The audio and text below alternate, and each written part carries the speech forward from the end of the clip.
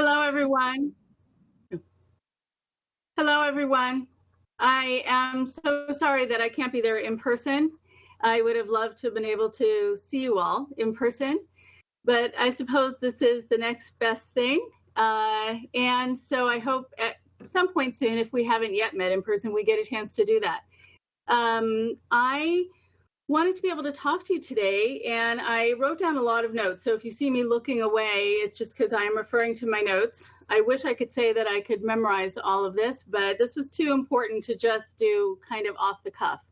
So I wrote down a number of things that I want to make sure to get across to you today by way of support and some guidance that I think might be helpful, even though I don't know all of your particular family situations. And so some of this might seem general.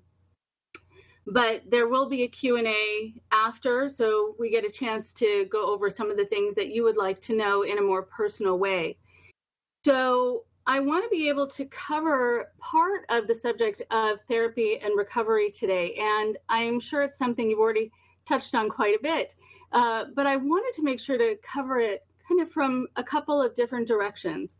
One in particular where I focus on the types of therapy that I think are very important for people who have gotten involved in cults or who were born and raised in them. And the other direction is to talk about therapy and recovery for the families and friends of those who have been involved in cults or who are still involved in cults. So, or in controlling and abusive relationships. I kind of see them as so similar that when I say one, if your family member is involved in the other, know that I also mean the other. When a person has been involved in a cult or controlling relationship and they pursue therapy, it's just a first step to recovery.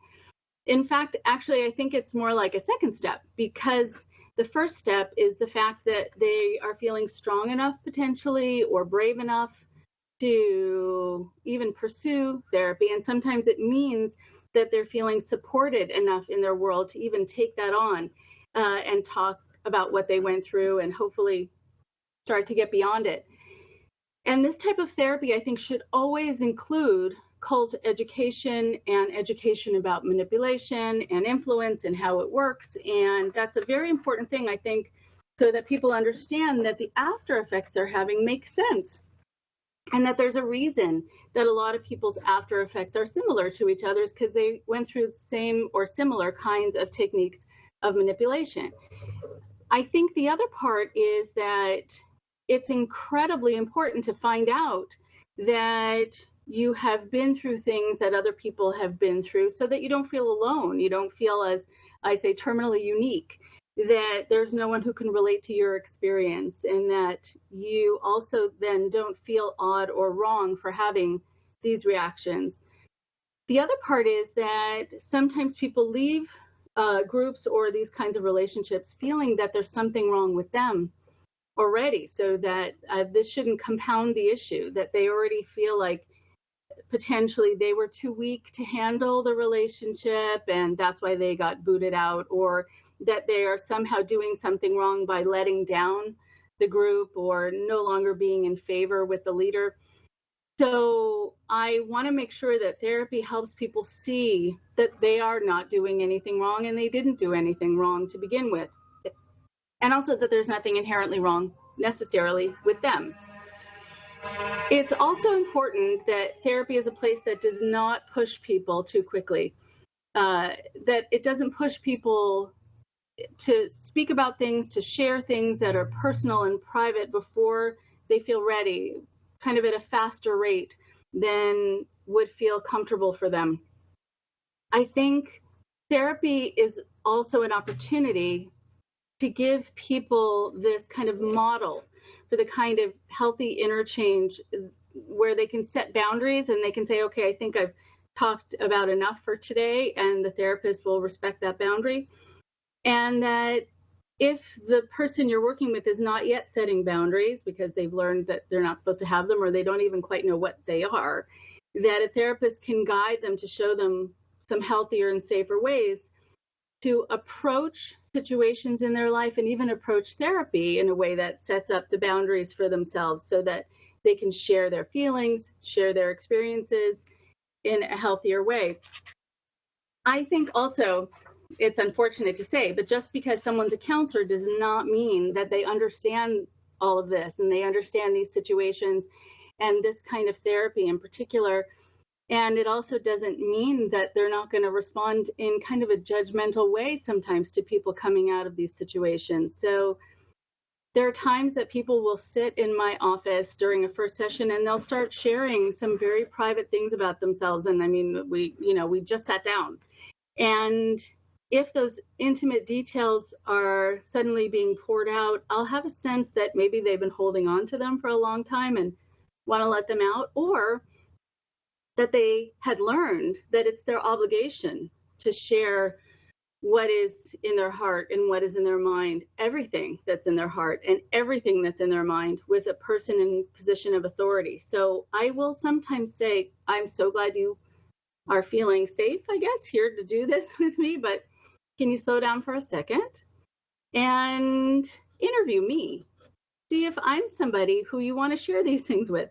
I think I am, but it's important that you find out how to find out that I'm someone who's safe to talk to, and not just because I'm sitting in the therapist chair. That doesn't necessarily make me the person who's going to respond the way you need. Find out.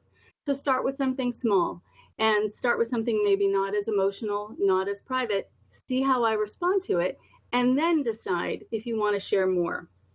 I think this is important, and it's an important skill for people to take out into the world with them to keep themselves a little safer.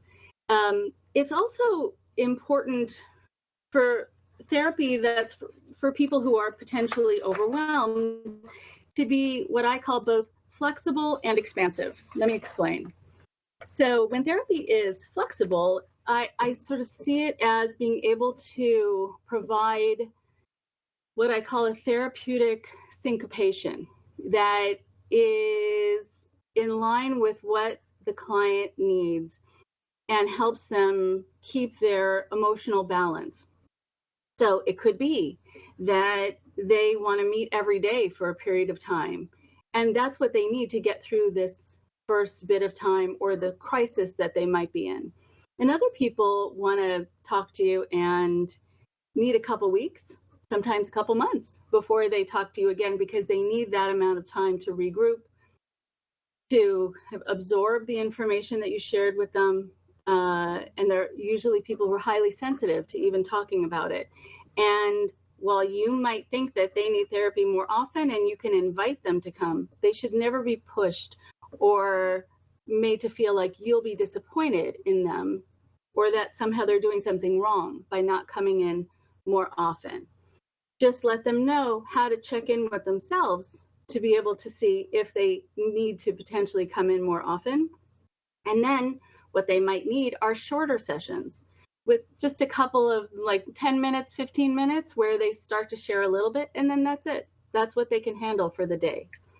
The expansive part that I mentioned, so flexible and expansive, is that there are many important adjuncts to therapy. And I think a therapist, especially in this field, needs to let their clients know about all of these other adjuncts to therapy, like connecting with other former members, coming to conferences like these, reading materials online, and a lot can get stirred up in the therapy session. So it's actually nice to have people to talk to in between sessions so that you can commiserate, so that you can connect, so that you can keep processing the information. There are people who come to see me privately and also attend my weekly support group for former cult members, and that's some of what they do to balance out their week, to be able to come in twice. And it's a nice way for them to be able to share their own private experiences and then also see, again, that their experiences are not so different from other people's who have been through similar experiences, which feels actually really nice for them, I believe. And I think also what is really good is for people to find ways to access information. There's a lot of information online. There's my podcast to listen to. There are other people's podcasts to listen to. But hearing people's similar stories, again, is so vital, so important. I I never want people to feel alone. I know that former members often feel alone, and families and friends often feel alone.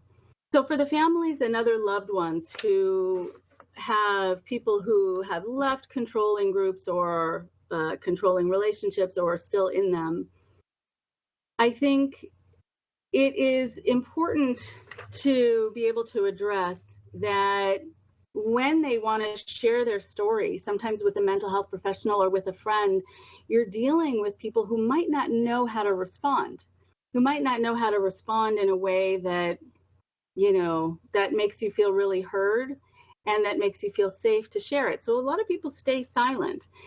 I've noticed time and time again then that people in cultic groups or recently out of them are having parallel experiences to their loved ones. And what I mean by that is there is a certain kind of isolation and shame, unfortunately, and judgment that unfortunately comes with a situation that is one that you did not bring on yourself, one you never asked for, and one you probably never thought was going to be a part of your life, and is certainly not your fault, but you still have to deal with, and you have to deal with the fallout from it and the after effects of it. And you do it in a very similar way, the families and other loved ones and the former members.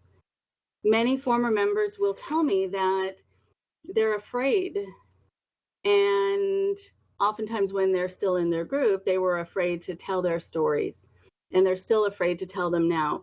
They are having this sort of feeling I get, when people will contact me who are considering leaving a group, that they don't think that they can share that safely with anyone in the group, which is usually the case, but they are getting more and more upset or disturbed or confused by the things that they're noticing around them, and they're thinking that they need to make a change in their lives, but they're not sure how, and they're not sure if they're right to be having those feelings.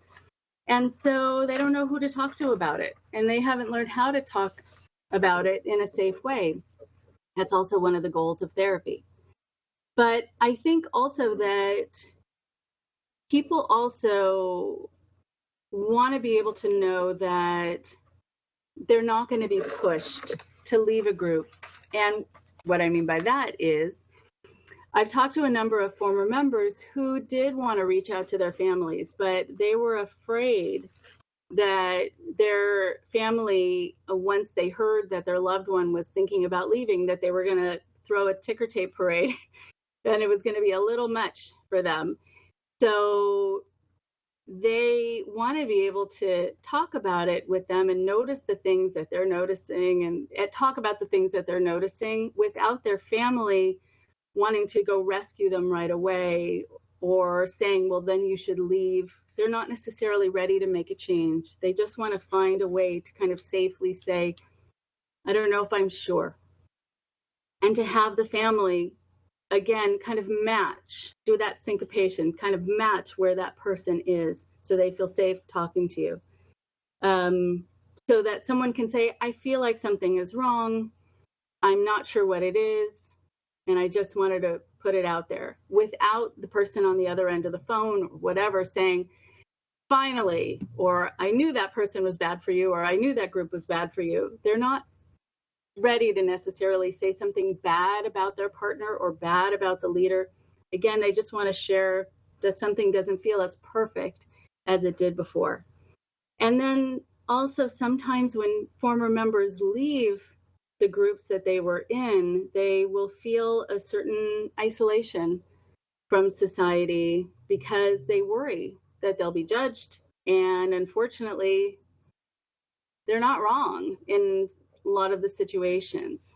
It is the case more often than I would like that people do feel the need, who are listening to people's stories about having been involved in a cult, that they feel the need to volunteer their opinion about it when they hear something like this, that someone stayed in an abusive relationship or in a cult for a period of time, like for these poor people who are finally opening up, get slapped in the face with judgment, which is so incredibly unfair and should never be a part of that conversation. You've probably already dealt with it yourselves. The problem is that when someone expresses their judgment, it pushes the person who's sharing their story back away from having social interactions, feeling safe in society, and it adds to their isolation and feelings of shame and really remaining in the shadows. So similarly, with the families of those who are involved in groups or these kinds of relationships, they can suffer with similar isolation. You can suffer with similar isolation. They can be afraid to let their friends and other family members know that their child perhaps is in a cultic group or in a dangerous relationship. And they've potentially already tried to express it to the people in their world, and it's not been met with the kind of compassion and support they were needing and hoping for at the time. So parents in particular are sometimes dealing with the fact that they are judged as parents. And they get to hear these lovely words. I'm being sarcastic. Why would you have brought your child up in something like that now you can't get them out of? Why didn't you raise them to be stronger so they wouldn't get involved with an abusive partner or a cult? And why weren't you a better guide for them about what to watch out for in life so they were not vulnerable to this? So sometimes also parents are judged by being made to feel that they're just overreacting and they're having a hard time just letting their loved one go and letting their loved one have independence and make their own choices and freedoms, and as though somehow they're admitting that they are parents who just want to always have control over their children by being upset that the children have left to get involved in something else. But it's always, as you know, quite the opposite, that these parents would love their children to be free, that you would love your loved ones to be free and to be making decisions for themselves, but that somebody has robbed them of it. And sometimes parents will actually start to believe the messages of judgment, which I've heard sometimes, especially if they've heard them from a therapist or a clergy person or someone else in a position of authority, and will blame themselves and really wonder if it is their fault for having not raised their loved one in a way that could have prevented this from happening, even though I don't know if that's ever quite possible. So while your child may be feeling isolated and not having someone they can open up to in the group in a safe way, and having to worry about staying quiet about how they really feel and not knowing who their real friends are and what they can be open and honest about, parents, loved ones, friends are sometimes going through the same. It becomes something you can relate to later on with your loved one when hopefully they get out of this situation, and you can commiserate and compare notes about people's reactions to you and the blaming and the shaming and the completely misdirected shaming, I think. And again, it makes people feel quite alone and afraid to take the risk to reach out again, which is really a horrible thing. I want to be able to let you know about this kind of a tool that I provide for people that I have learned over time is something that is needed. And I find this is something very important to do for people who have left systems of control as well as their families and friends when they've left, when their loved ones have left kind of these manipulative situations, or you're hoping that they can leave manipulative situations. I think it's important to find a way to tell your story, to find a way to tell your story to those you want to open up to, not just people who are curious and are being nosy. Those are not necessarily the people you want to open up to. And you want to be able to tell your story in a way where you don't have to worry as much about judgment, so you can present it in a way that's accurate, but doesn't trigger the listener to give a negative opinion as easily, and where you do some PR for yourself and help the listener hear the story the way you want it to be heard. It's important, I think, to keep in mind that sometimes the reason people respond with judgment is because that's sometimes how people respond when hearing about something new or something they view as odd or unfamiliar to them. And often the other reason people respond with judgment is that they feel they have to prove something about themselves. So it's not a comment about you, it's a comment about them, that they would never fall for something like this and that they have raised their children in a better way, even though those are opinions you never asked for and are not at all helpful and are usually false statements. And an overcompensation, as I see it, for some insecurity you inadvertently triggered in them while they were listening to your story. So again, remember, if you're met with judgment, it's a statement about the listener and not about you. In any case, I'll sometimes help former members and families craft a way to talk about what they went through so that they don't have to worry about getting as many negative responses and then shy away from telling their story or connecting with people in an authentic way and being able to be open with them if they want to be open with them. So instead of, let's say, making the statement, I got involved in a cult that I was in for 10 years and now I'm out and I'm trying to get my life back together, former members might try saying something like, and I know this is wordy, but you can pick and choose whatever you'd like from it. I got involved in an organization because I care about making a difference. And I did truly believe this organization would give me a venue for making a difference in the world. But I came to find out it was not what it promised to be. And it took me a lot of strength and a lot of courage to pull myself away from a group that had developed so much control over me. And I'm very proud of the strength I found in myself and the strength it takes to regroup.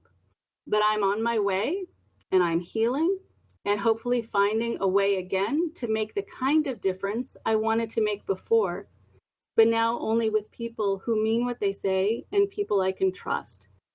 I know I didn't do anything wrong, but the fact that I am someone who is honest meant that I assumed other people were going to be that way with me too. So I've learned an important lesson that that's not always the case. So I'm starting over, and I think that one of the things that you get across by kind of saying it this way is you get across the fact that you are strong, you are capable, you are able, you are someone who has courage, and you can continue the conversation in this way or kind of end the conversation in this way. And I'm excited about the possibilities ahead of me. And how are you? And change the subject. If you feel like you haven't been able to really get the kind of responses and the head nodding and the smiles and the support along the way, read your audience and redirect the attention away from you if you feel like it's important to do that, if you need to protect yourself. It's important to remember that you can maintain a modicum of control in these kind of conversations, and the wording given is a way to help paint an accurate picture for the listener that the person who knowingly misled you and manipulated you is at fault, not you. And if the listener is still not quite convinced and is starting to say something judgmental, cut them off, take control, and say something that generalizes the message, takes it off of you, brings it into the public realm. There are all times in our lives where we put our trust in the hands of the wrong people, where we've all learned a lesson at one time or another, and we learned it the hard way.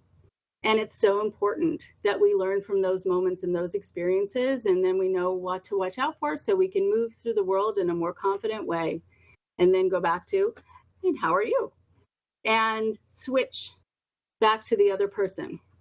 In that way, you help people see too that there's not something wrong with you and you alone because you fell prey to this. This is something that happens to all of us. But for all of you here, the same thing is true for families, parents, spouses, and the children of those who are involved in cults or who have left cults. Craft your story so that you don't have to hear the kind of responses, or you at least lower the possibility, I wish I could control this, of hearing the kind of responses that are going to be hurtful to you, that will make you kind of regret that you brought it up at all and that you reached out for support. So I suggest if you want to open up to people and talk to them about what you're going through with your loved one. You can say something like, I'll give an example, our son, just to use that as an example, but you can fill in whoever it is that you're concerned about, spouse, whatever, parent, etc., is unfortunately in a situation that is not a healthy one. And we love our son, and we're doing everything we can to help him find a way out. And it's not an easy thing to do. And we know, though, that the reason he got involved was because he's a smart guy who gets devoted to ideas and is open to learning new things and cares about people and cares about causes and making a difference and doing things the right way because he's so principled. But we've also come to realize that there are some people out there in this world who will take advantage of people's openness and their good hearts and their need to believe in something. So we're doing what we can, but not because we need for him to live the life we need him to live, and not because we're trying to keep him within our grasp like he's a little kid. We're not trying to keep him from individuating and separating, kind of narrate all the things that they could be responding with after you speak. And we're not trying to keep him from having freedom, but quite the opposite. What he is involved in has unfortunately taken away his freedom and his ability to fully make choices on his own. And that is not the life we wanted for him. And that's not really a good life for anyone. And we want him to flourish and be independent in this world because those are the kinds of parents we are. Again, PR. But if it's accurate, say it. So it would be wonderful to know we have your support if we need it during this hard time for us, because it's important for us and it's important for everyone to know that there's a community around them that will support them if needed and not judge them just because they don't fully understand the situation. And then people are not necessarily going to judge you because it's proving they don't understand the situation. Kind of trying to stay a step ahead. And you can continue if you want. We no longer want to have this make us feel isolated, as it's very hard to feel alone, especially while you're suffering. So that's why we're reaching out to you, explaining the situation and trusting that those who are important enough in our lives to share this with and open up to will not look down on us, will not look down on our child, and instead will help us maintain the strength we need to help our son get his life back. So I know that's a lot of words, again, and you can pick and choose whichever ones you want and craft your own. And if you need some help with it, get in touch with me. I'm happy to help.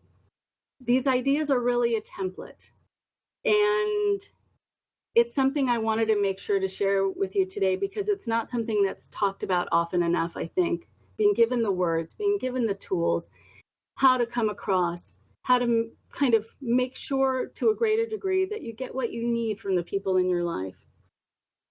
And in that way, you can pierce the isolation a little bit more and not feel like you are at the public's or the listener's mercy once you start to speak and share your story.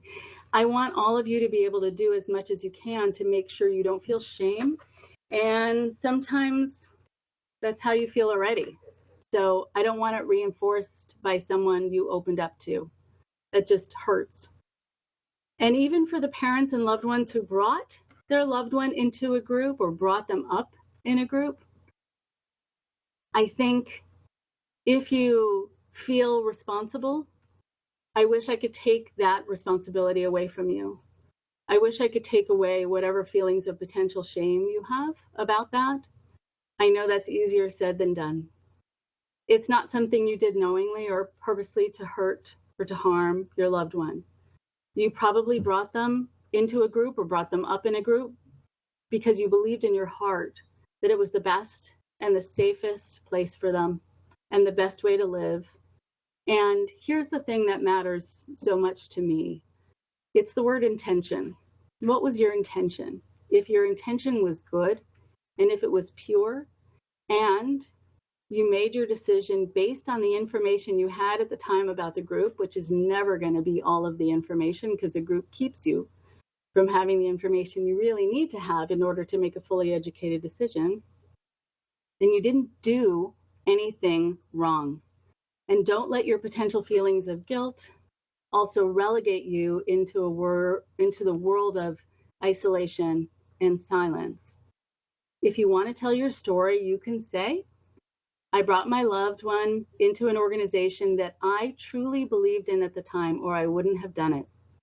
I trusted the people there and only had this belief that they had wonderful intentions because I truly believed this was the way to provide my loved one with the best life possible. But it was not what it promised to be. So I'm working to help them see what I came to see and what I came to know and what I came to find out about this group, because they're not able to access that information. But while I do feel responsible, I know I was not the one to lie to them, and I was not the one to betray them. So that is on the leader and the leader alone. And once you say it, see if you can try to believe it too. That's going to be a challenge, but I really think it's true. So again, the point is that these experiences should not have to lead to you feeling alone and you feeling fearful of letting people kind of know your pain. And that sometimes it's all in the presentation. And this kind of presentation helps you ensure to a greater degree that the listeners will respond in a way that makes you feel reassured, that makes you feel supported and understood and respected. And that can make all the difference. And so I wish you all good luck in every facet of your journey, in your healing, or both. And now I'm happy to answer your questions.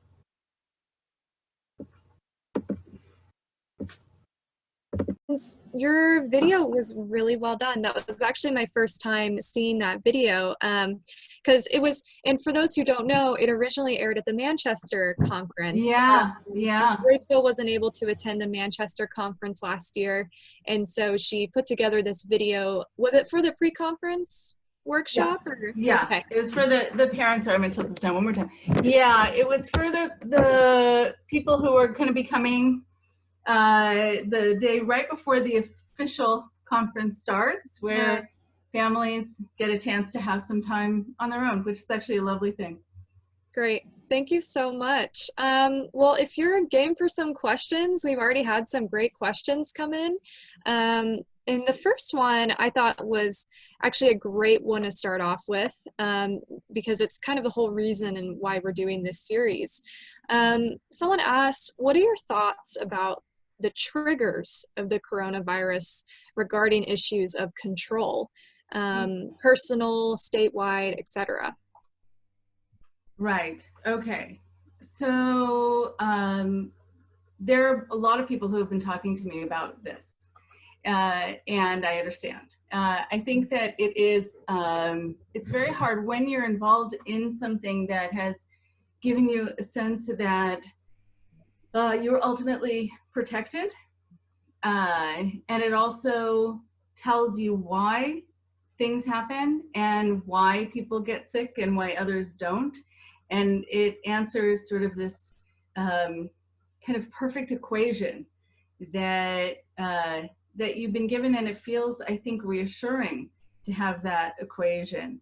Like, I'm going to get it if I don't believe the right way. Mm-hmm. And if I am following everything, then I will be safe. And then also, if I end up getting it while I was still a part of it, it must be because I wasn't truly a believer. I had some sort of thoughts that were in conflict, something that kind of interfered with the magic, or in some way that God was upset with me because he or she could tell that I wasn't a true believer. Whatever it is, somehow that you would, blame yourself.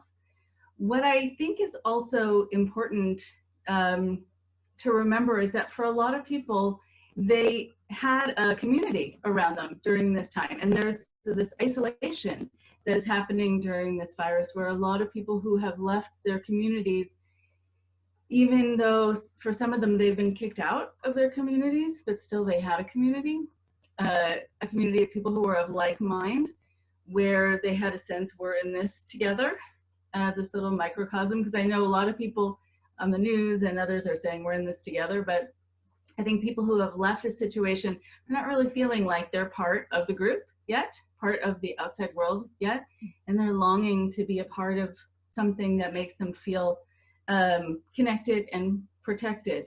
So it's been very triggering just to have to deal with the anxiety, because there is kind of a vacation from anxiety of the sort of worldly things that are just going to affect those people. Thank you. And I loved your perspective on how you're saying how people are kind of viewing this as, well, we're all in this together. Because someone who's also left a high control situation, that's actually kind of a nuisance to me at times, because it's like, well, like, kind of feels like every man for himself right now. So thank you for clarifying that. We're all in this together except for me. Yeah. Sure. Yeah. Someone asked the question, totally agree about therapists need to not push, because there wasn't freedom in some cults to not answer questions of authority.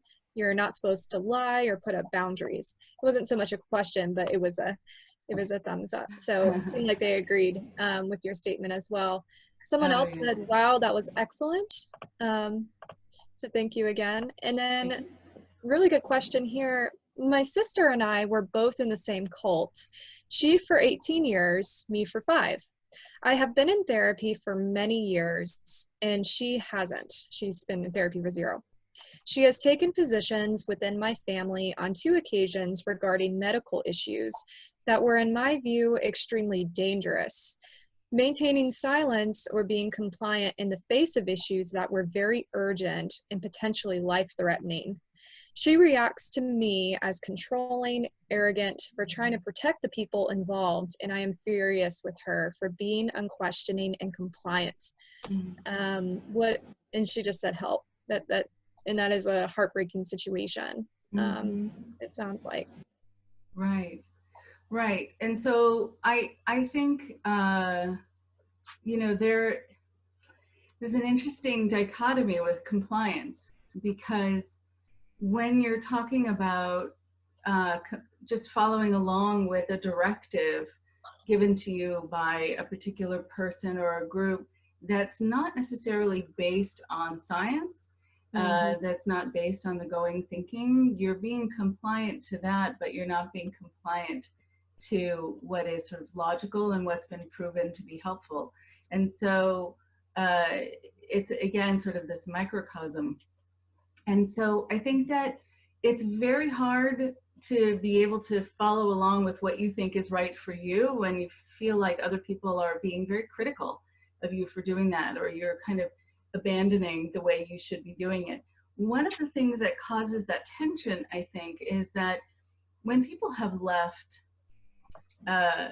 or if they've never been in, but they're not following along with the kind of thinking or magical cures or pseudoscience, whatever else, I hate to call it even science, pseudo something, not quite science, that then if you seem to be fine, even though you're not succumbing to their pressure to get that magic cure, or you've left the group and you're not following the way you were told to follow, it actually interferes with them being able to feel really solid about the decisions they've made about adhering to this, because you're proving that they actually don't need that or this to be safe.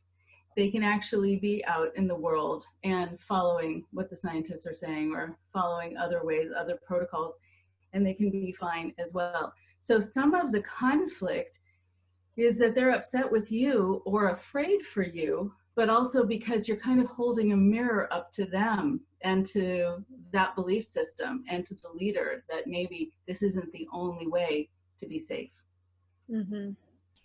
Someone else kind of echoed that question, and they just said, I hear you. My family refuses medical treatment from their own brainwashing and the pressure of others in the cult.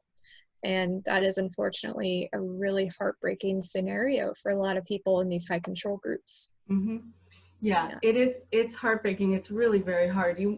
There's so many times we want to be able to protect the people we love. We want to be able to give them what we know will help them, especially if we know that we can provide them with something that's going to actually make them feel much better on the spot, and that they're going to refuse it and they're going to kind of suffer through anyway because there's some kind of show of allegiance through that suffering and making it through. And so it's extremely hard to see that, and I'm so sorry. You know, it is very, very hard. And that's why I think you just sort of do as much as you can by offering them other things like compassion, other things that would make them feel good that you can provide for them without being able to push them into one direction or another in terms of medical care. Yeah, thank you. Someone else said, what is your advice for talking to a family member that is still in the group? I was a second generation Moonie and left when I was 18. My mom is still in. Mm-hmm. Okay, so there are a lot of parts to that question because sometimes it is just about being able to talk to someone comfortably, how to handle that conversation. Sometimes it's about regaining communication. And so I'm going to sort of take it, I guess, from both sides, that for some people who are not in, but their family is still in, they have very little communication, or if they have any, it's really superficial because they just don't want to get into things that they don't want to have to get into, and they don't want to have to justify their lives and have it be tense. So it feels like they're hearing the other person's voice, but they're not really having a conversation.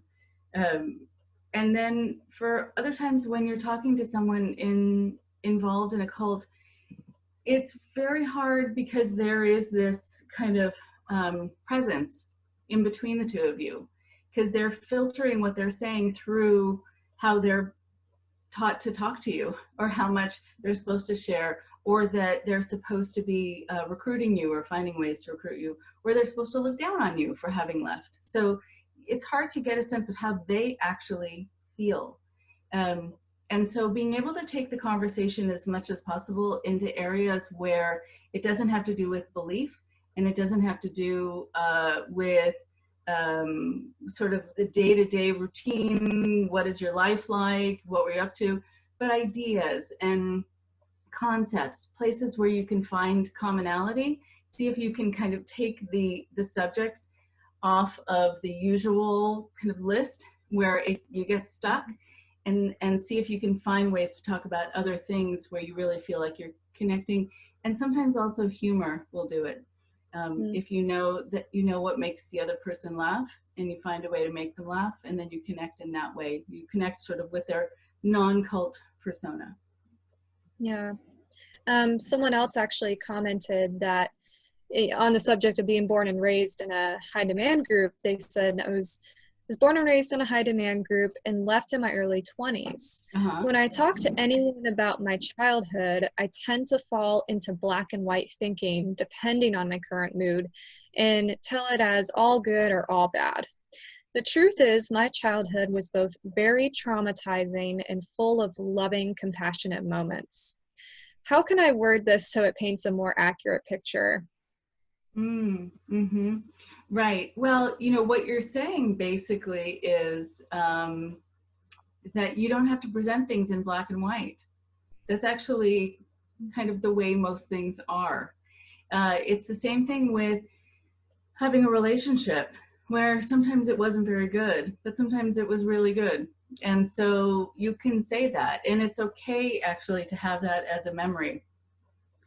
What you want to be able to do is be very clear about the fact that the good doesn't take away the bad, and the bad doesn't take away the good, that they can coexist, so that you can hold on to the good. And I hope you do, because why not? It was something really wonderful and loving. Can be confusing because sometimes the same people who were wonderful and loving at one time could be abusive at another time, or could just be permissive of the abuse at someone else's hand at another time, which is very confusing. And that takes some doing to try to make sense of that dichotomy and the coexistence.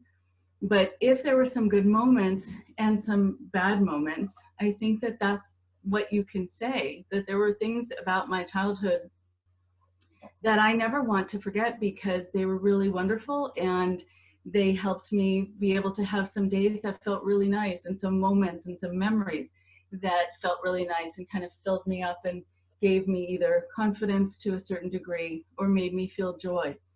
And not but, and there are also these other moments that really stand out, that have left me traumatized, that have left me really wondering how that could have happened, or how the same people could have done both things, or they could have let that happen.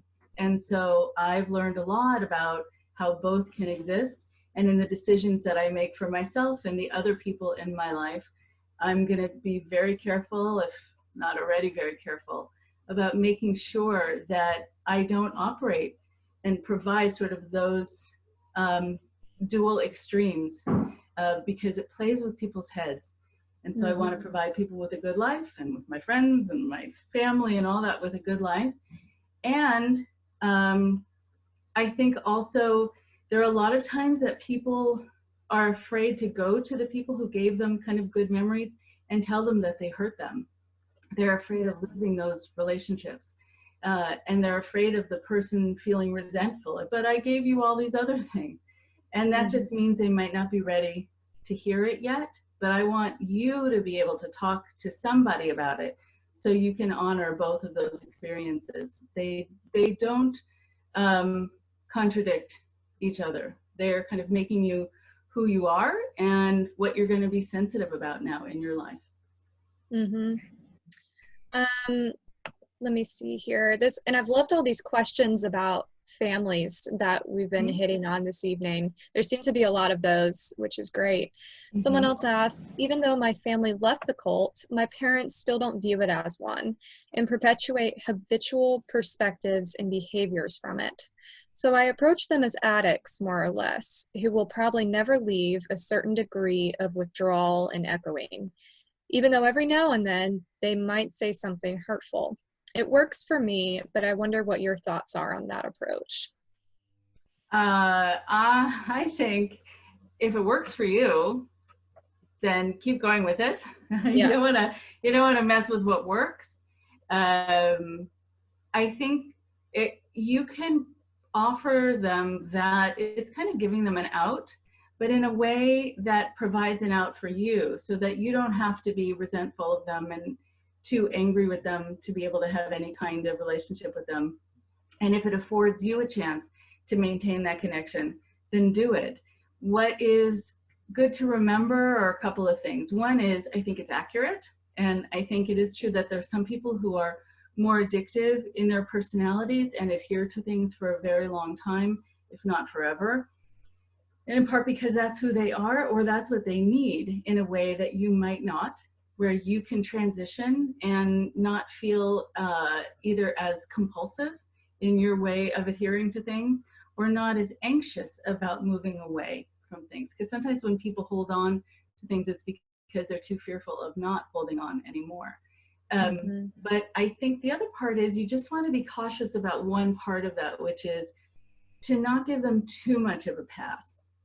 And so if they really are hurting you, if they're really saying things that are awful, there are some things you actually just don't have to tolerate. And it doesn't mean you need to yell at them, and it doesn't mean you need to, call them addicts. But I think it's more than okay, even if you see them that way, to stop that conversation, just because you're going to have those words ringing in your ears. And I want you to be able to protect yourself from that. And so that's the time actually to change the subject or to end that conversation. Yeah. Someone mentioned on the topic of SGAs, any practical suggestions for those who were raised in a cultish group, especially females, who were not allowed to leave home or get an education until mid to late 20s? I know a number of such ladies from the same group I was raised in. I wish I knew better resources to point them to in order to help them get a job and improve their situations.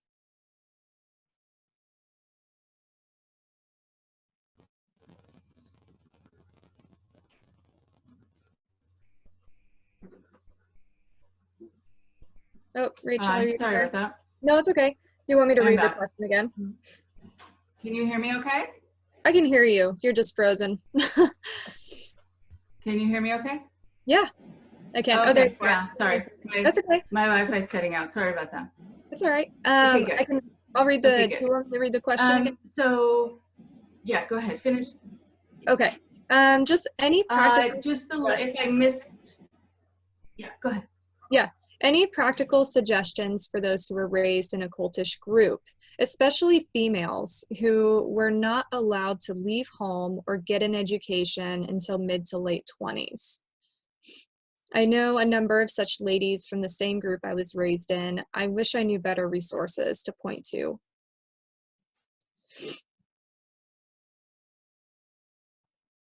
So, for people who were born and raised in groups, and specifically for ladies, so this, I mean, we could talk about this for a very long time, but just in the essence of time, and I don't mean to ignore the men who were born and raised in groups, but I know this question is specifically about ladies, so I'll go there, and then maybe another time we can cross over to another gender. But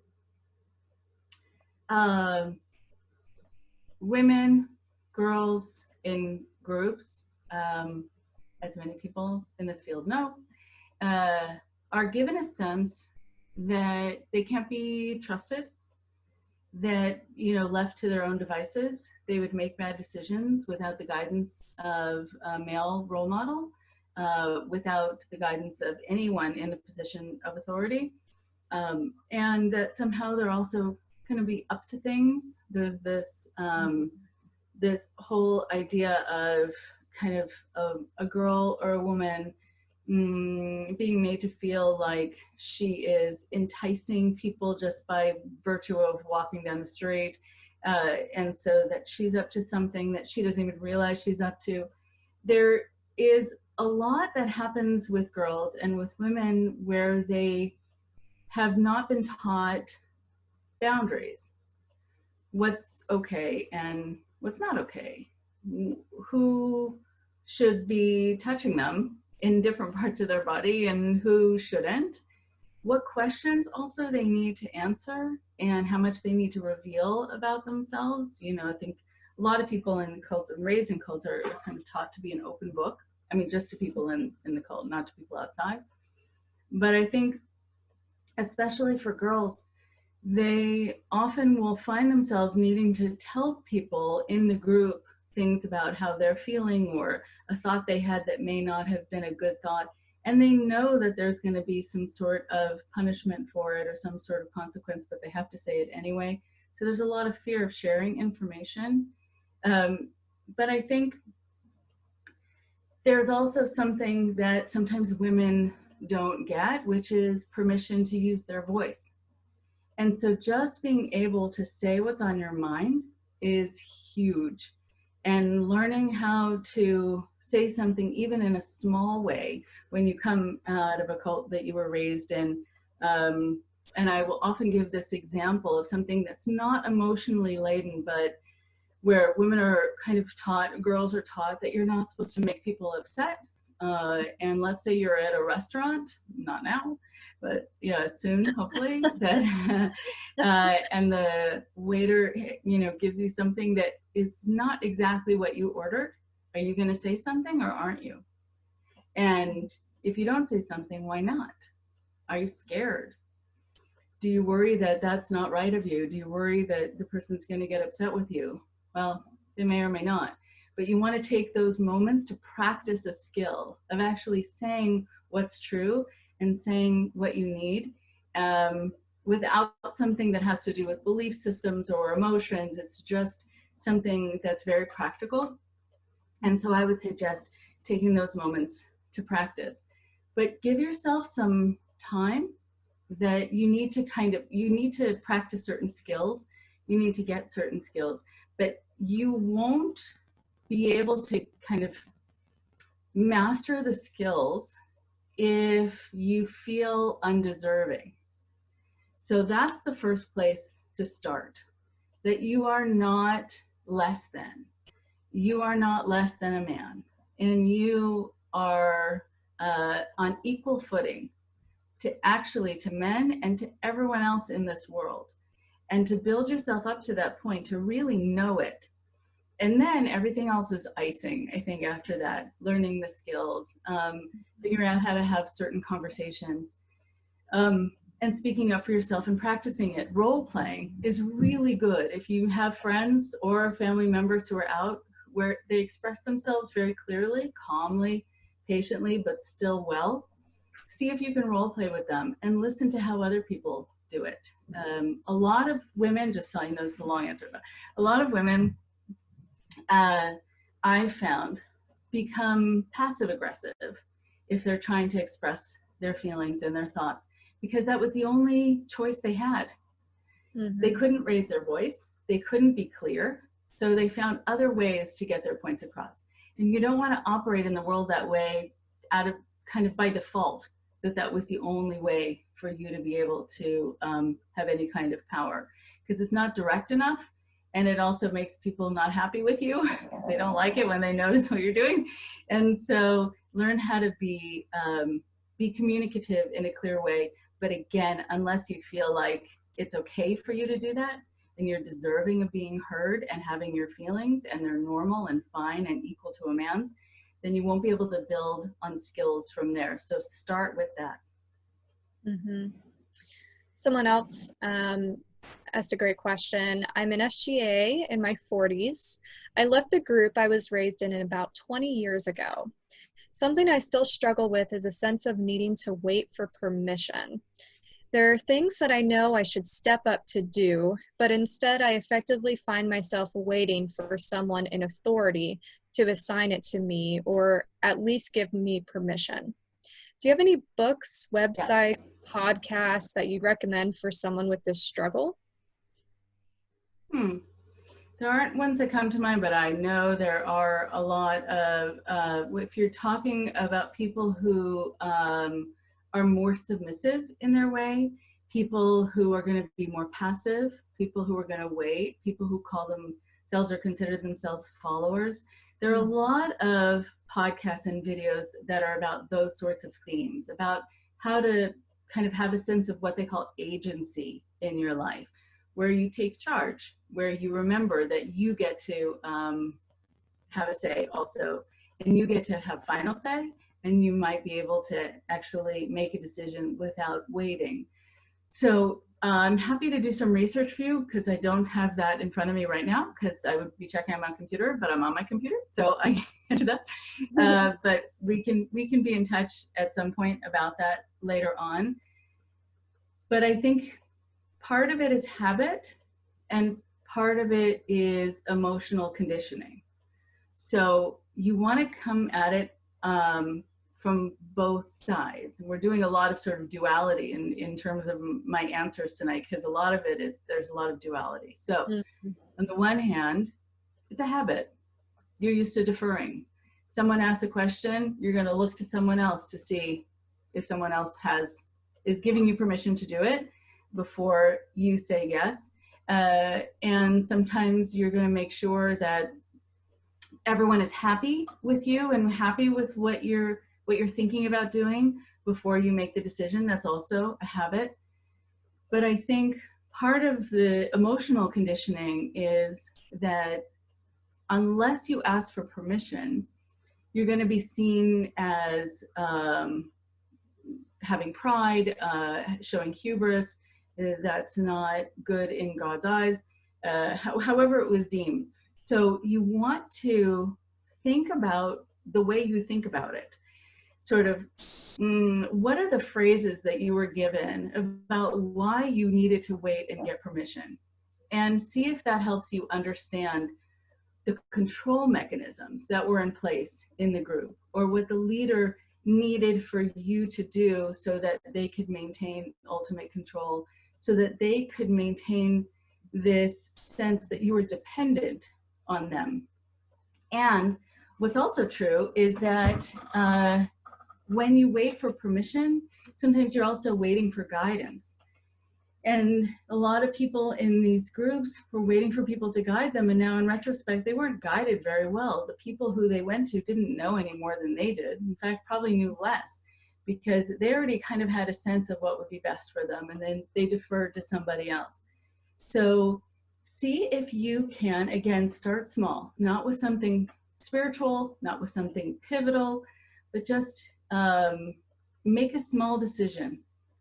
And don't wait for anyone to give their opinion, and don't wait for anyone to give their permission, and go ahead and do it, and breathe through whatever anxiety comes up, and know that if you're feeling anxious, it's just because you were conditioned to be dependent, because that worked for the ego of the leader.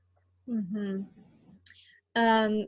And I feel like with the time of year too, this is a really good segue into how to explain to other religious people how religious things can be a trigger, either by the ritual or words or attitudes without them being offended. And that's actually a really good question. Mm-hmm. Right, because I think you want to be able to help find a way to express it Mm-hmm. where you're making the distinction, exactly as it was in this comment and question. You're not saying to people that they shouldn't believe that way. You're not saying that it's not valid. You might be thinking it, but that's not what you're saying. Right.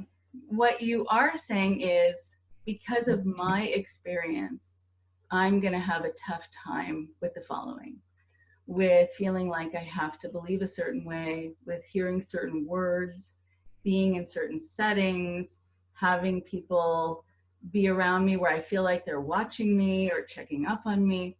That's going to be very hard for me. So I'm not saying that you shouldn't do it. I'm saying what's hard for me.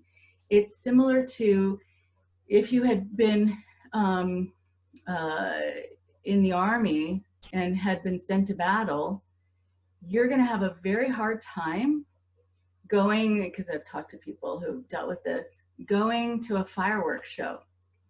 And it doesn't mean that you don't care about the 4th of July and American Pride or whatever it's going to be misinterpreted.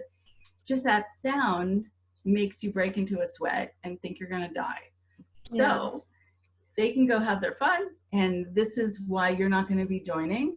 And so to see if you can explain it in that way, and if it's not quite getting through, then come up with a story like that, somewhere where you can say, like the 4th of July story, where they have a frame of reference, where they understand you're just talking about your experience.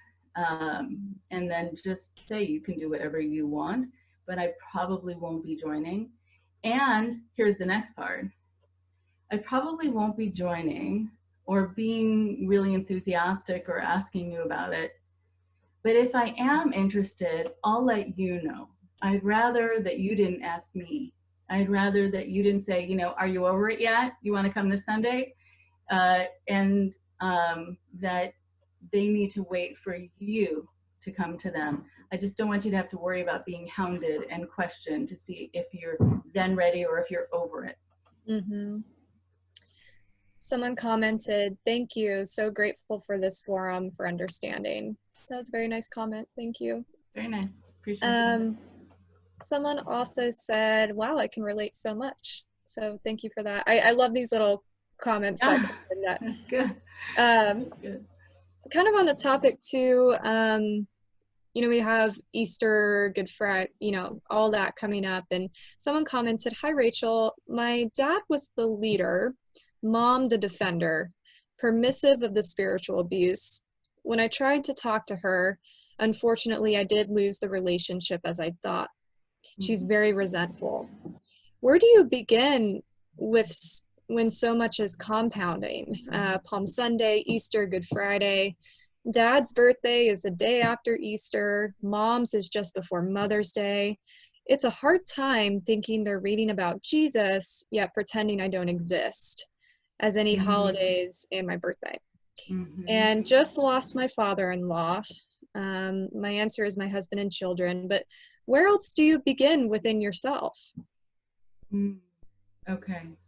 So there are a lot of clarifying questions that I would have for you if you were to be talking just one-on-one with me. So I'm going to say things that I might be missing the mark, so I apologize, but just in the general sense. holidays are a very hard time, and birthdays and other moments where we mark time, where people remember those as being times where families were together. And when you know that your loved ones are still engaged in getting involved for the holidays and doing things within their group, but not with you, then it can feel very much like they have chosen that over you. And to a certain degree, not necessarily emotionally, but probably spiritually, they have, because they probably felt like they had to. Because so many of these groups will make people feel like they don't have a choice. Mm-hmm. And so it doesn't mean that they don't love you necessarily. That wasn't sort of part of this equation, but they just, have to do what they have to do. And so I think for these kinds of times, you want to be able to get a lot of support. You want to not be alone, because when people are together doing their thing and you're by yourself, it magnifies a feeling of isolation, and there's no reason to be alone. It doesn't mean you can necessarily have someone in your place now, but you can connect in this way and form a member forums and make sure that on holidays, I have this actually with a lot of people who've left a particular group. There's a certain holiday during the year where that was the big deal. And mm-hmm. So they actually all get together. And the ones who are out of state, they call in online, and others get together. So what they've done is they've reclaimed that date, and they've reformed it so that they have it in the way that they want it to be, where they can give it their own meaning, and they can sort of develop their new family connections, adopted family connections during that time, and create their own memories around that time. I just don't want those dates to weigh so heavily on your heart that when just one right after the other, that you just feel overwhelmed. So if you can think about them just being dates in the calendar, that's a little ways off. Some people just do that. And other people will say, the thing that really gets me is feeling like everyone is together and I'm alone, so I'm going to make sure I'm not alone. Whatever it is that hurts you the most, that leaves you feeling the worst, see if there's some way that you can cushion that experience by kind of supplanting it with other people and with other things, and make it your own. Mm-hmm. Someone mentioned in response to one of your explanations, I like that framing an explanation, asking to bring it up yourself, explaining with metaphors, thank you. I think that was in regards to the question about how to kind of express your concerns and feeling triggered with the talk of religion that you just talked about. So because sometimes people, if you notice that someone's into something, you'll say, oh, okay, well, let me use a baseball metaphor, whatever. Mm-hmm. Whatever you think is going to help them go say, oh, okay, I get that. I know what that's like, or I know what that feels like. Yeah. There are two more questions left, and because we're over time, these questions I could actually help answer because they have to do with the schedule. Someone asked, hi Ashlen, I sent an email to ICSA. I'm asking where to find particular type of info regarding psychopathology after cult. Maybe in the ICSA library. I also thought about asking to an upcoming speaker this week, but not sure which one I should ask. Bill and Lorna Goldberg come to mind, and they have a talk that is actually coming up in the schedule. And I wanted to briefly, kind of on that note, I wanted to briefly give a rundown of what's coming up. So Monday at 12 p.m. Eastern at noon, we have a live presentation with Q&A called Self-Care and Resilience with Rod and Linda Dubrow-Marshall.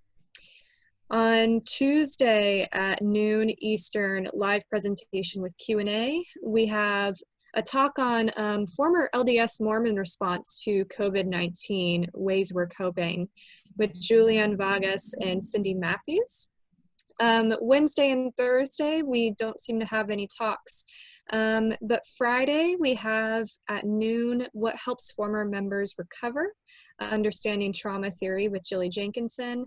And Saturday at noon, we have Recovery in the New Age with Joe Zimhart.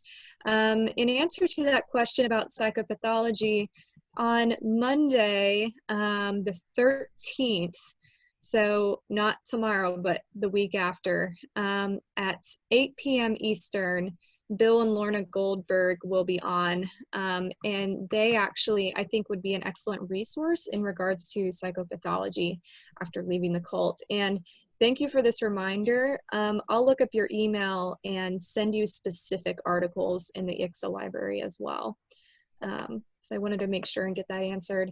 And I think the best question to end on, she said, thank you both so much for all of your hard work. Are there any really affordable online or phone meetups, resources for people who need someone to talk to? Thanks again. And Rachel, I'd be happy if you were to give your information too one more time for people, and any recommendations you may have for meetups and such. Yeah, so there are a lot of meetups, and of course there are some that are going to be, I mean, you always want to do your research. You want to make sure that, you know, they're healthy and reputable, but also once you get involved in an online group or something, if it doesn't feel like it fits, or it's not feeling healthy, or a little too controlling or toxic, or demanding that you show up every time or get involved every time, you know, you find another group. Don't feel stuck. There are other resources. And so I have my weekly podcast, which people can listen to for free, or they can support on Patreon, called IndoctriNation. And people can contact me. And also I'll be starting an online group. I have a group in my office now in Los Angeles that's every other Wednesday. And so there are some organizations that also have tried to put together and have started to put together resources that are free or nearly free for people. I know there's an organization called Stronger After, which I helped to create. I feel really proud of it. And so Katrina Meredith is the contact person on that. And so it's a great program that has a couple of kind of sessions, although they're not therapeutic sessions, they're more sort of strategic, how to get past some of the fears, how to address what you're dealing with, how to make decisions and feel confident. And then at the end, you'll be offered different resources of people to contact after that. And it's sort of a good launching point for people who are looking for their first kind of introduction into help me, I need to talk about this. Yay, and I'm glad you talked about Stronger After. Yes, please look that up. It's a great program. It's a great program. And also, if you know, I know a lot of people are having a lot of hard times financially right now. And if you email me, Ashlen at mail@icsa.mail.com, if you would like a free web membership, we can get you a free web membership, and hopefully that can help provide resources as well. And we're also expanding the series and continuing the series to help provide free help. And so hopefully, you know, this will continue to help you guys. And I really appreciate you, Rachel. This is Rachel's second time, everybody, participating. She's done such a great job, and the questions have been wonderful. There was some comments I didn't have the time to get to, but they were just so affirming for people who were going through a hard time. People were saying, yeah, like, I actually experienced that as well. And, you know, thank you for mentioning that. This is my experience. And just some really, you guys are really great as an audience and sharing and being vulnerable with each other. So thank you for sharing your experience via chat as well. So yeah, thank you, Rachel, so much. And thank you to Ashlen. You are amazing, and you just keep things going. And so you're very devoted to all of this, and a great talent and a great heart. And so thank you for all your work. Thank you. And everyone, be safe and take care. And we'll see you tomorrow morning at, I believe, noon Eastern for a talk with Rod and Linda Dubrow Marshall. So thank you guys so much. And we'll go ahead and end the session today. Thank you, Rachel. Thank you. My pleasure. Bye.